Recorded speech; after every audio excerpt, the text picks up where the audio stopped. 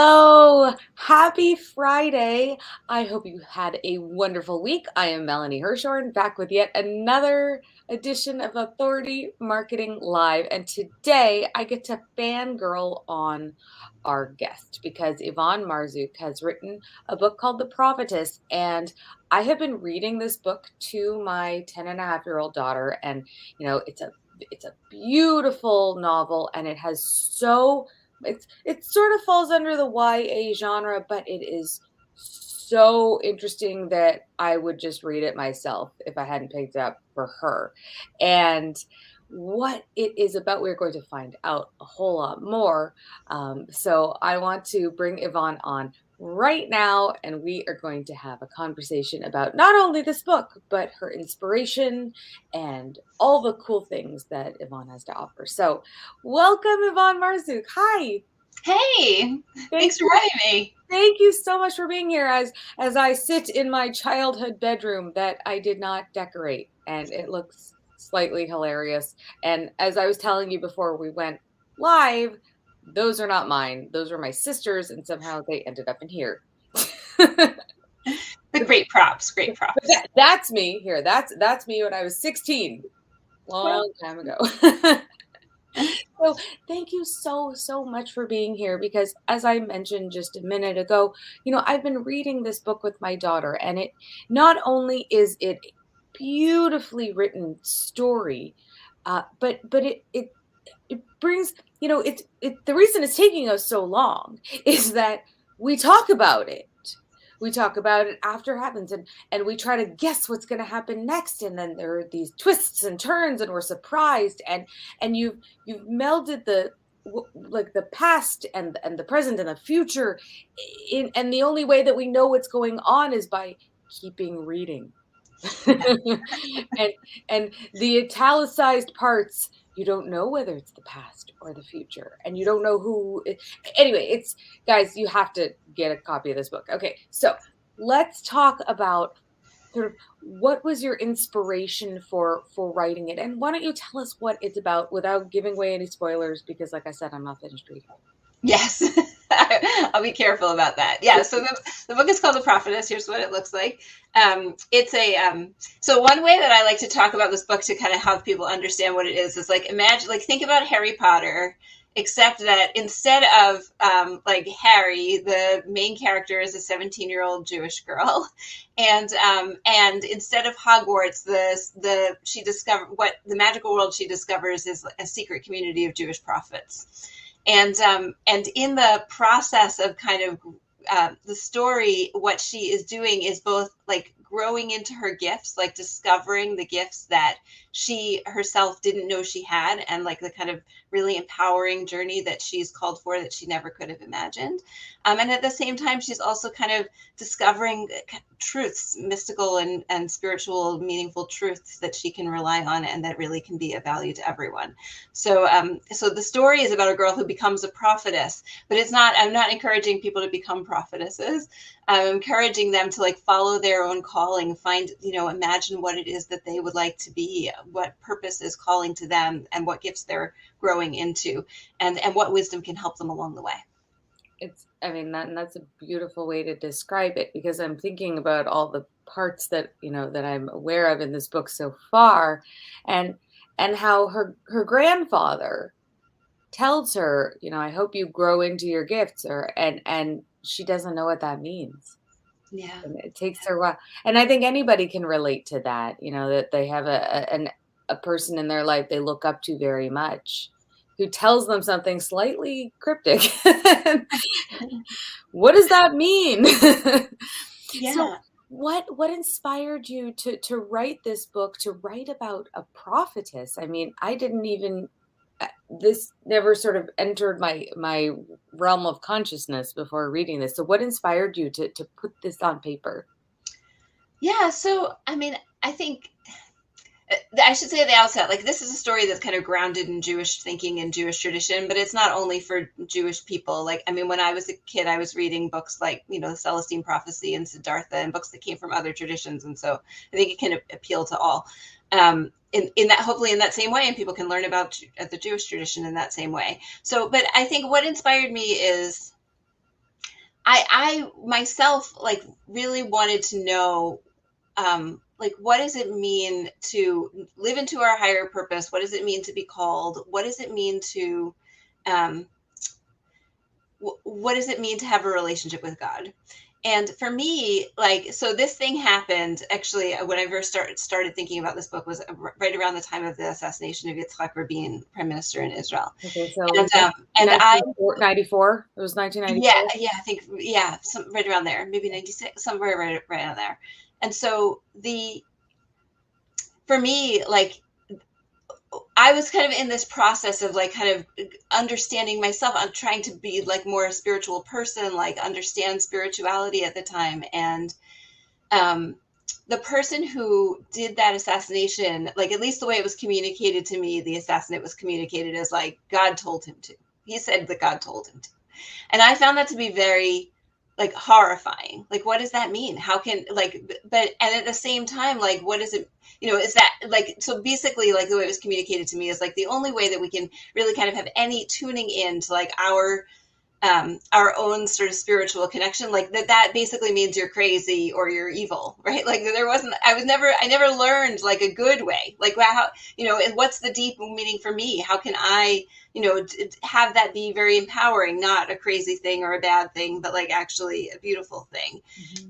And I started doing some research, and it took a long time to kind of get to the sort of pieces of Jewish wisdom that actually speak directly to this, to the kind of ideas of divine inspiration and like how you can kind of tune into your deepest self and have that bring out your own, like live into like what your deepest self and your sort of, deepest intuition is telling you. And so for me, that was really um, like I wanted to tell that story, and I wanted to tell the story of like um, a heroine. Like that was another part of like how I sort of constructed this book, was that we don't have we don't have enough stories about girls who like kind of use feminine, what I like to call feminine superpowers, like intuition and compassion and sort of inner strength and insight, and use those kinds of powers to save the day. And in the story, Rachel is called upon as she sort of develops her prophetic powers to begin to actually make meaningful difference through like the insights that she gets for the people who are most important in her life, and being able to use the kinds of gifts that she's getting, both to like make a difference for the people she cares the most about and also to make a difference for the world, is I think a really important part of this story, and an important part of um, empowerment that women and teens can get from reading the story. And you said your daughter's even younger, which is awesome. That they can start to think like, well, what are my gifts? Like maybe I don't have, like maybe I do, but maybe I don't have like certain superpower gifts that I would see like, in the movies or something, but I have gifts too. And those gifts can also be used to save the day for the people who are most important to me and for the world. I love the greater mission and the greater message of this book, and it's amazing how you can take this story and yet really apply it. I mean, are people having visions? Maybe, probably not, but you can still apply apply this to your life.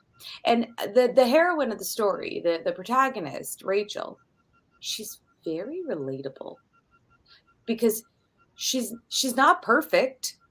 She's she's just a teenager trying to figure things out. She's there's a romance going on in her head sort of, and she's got her friends who you just really feel like she's just a real person. She's multidimensional, and I find that you just like her. You just really like her, and you want the best for her, and you can see how she's struggling because I mean we all struggle within our family of origin, kind of to figure out where we fit in, and she's in that struggle. I mean she's 17, so she's pretty mature for her age. We'll just say that. So, I think, I mean, did you know someone like her? Is she based on anyone? I think that the way it was for me in writing this story was like, I think it's the way to think about it is that she started out being a little bit like me, but in order to actually be able to do all the things she needed to do, she needed to be like braver and a little more trusting and a little more willing, at least at 17, to really step into like what she was being called for. And there there comes a point in the story, I'm not sure if you've gotten to this point yet, but there comes a point in the story where she really like, um, other people see in her things that she can't yet see in herself, and she has to be willing to step into the view that other people have for her. She has to be willing to kind of trust them, that she is like actually ready and will be bigger than she ever imagined. And like one of the things, so Rachel has visions through the story, and the visions are kind of a guide, but like you said, they can be, especially in the beginning, they can be very confusing to her. Very good. But they're guiding her. They're pointing her in a particular direction. And I think one of the things that I was reflecting on is that in the story, she is dealing with like, well, what if I can't? But the visions are basically saying like, you will. It's not actually even a matter of whether or not you can. And some things in life you just will when the time comes in the right moment. And so I have this. The book is like part of a bat mitzvah package, as well as being a great thing that people can read on their own. And in the bat mitzvah package, I have one of this very cool. I have like a couple of cool stickers with quotes from the book, and one of them says, "When they say you are great, believe them." And I think that that's a really important thing for all of us to remember. Like sometimes like you said, somebody says you're great and you're like, they're just flattering me. Oh, they don't know what they're talking about. If only they really knew what I was like. But really, sometimes in life, when other people say you're great, like if you believe them, you can actually step into something bigger than you knew yourself to be, and that can be very empowering.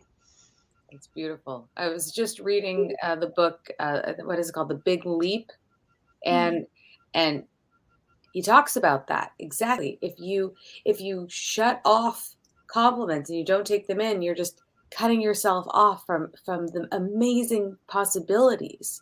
So what a beautiful mantra to have. And so I'm just gonna post your site, the link right there, so you can take a look at the book there, and you can look at all the. So for those of you who don't know what a bat mitzvah is, it's a rite of passage for Jewish girls between the ages of 12 and 13, and that's when they become a woman in the Jewish religion. You read from the Torah. You do if you get an opportunity to read from the Torah, depends how religious you are, I guess. I got to. um, and so it does make a beautiful gift, but also, I'm enjoying this book so much, um, even though I got it for my daughter. Right. I mean, it is a great book for moms to read with their daughters. And also, I did happen to not be blessed with daughters. I have sons. So it's also a great book for, for people who don't have daughters. I think, one of the nice things about the book is that I've had people really love it who are 12, and I've had people really love it who are 65. It can really, because here's the thing, like I feel like, it's for teen girls and everyone who still has a teen girl still inside of us. There's like a process that we can go through. A lot of people have said, I wish I had this book when I was 17, but I'm glad I have it now. um, so it's a book that it will inspire you and call you to be your biggest self, and also like, well, it's fun to read. I wanted it to be not just like a story that could be uplifting, but also a story that would be fun and enjoyable, where you could relate to the characters. And so on the website, you can buy signed copies for less than Amazon list price, and also like bar mitzvah packages and other inspirational packages that are empowering to grow into your gifts. So I'd love to, and I can also be contacted there. I'd love to be in touch. Okay, wonderful. Evonne Marzouk, thank you so much for joining today. I hope that everybody goes out and grabs a copy because it is truly a beautiful book with such an inspirational message. Thank you.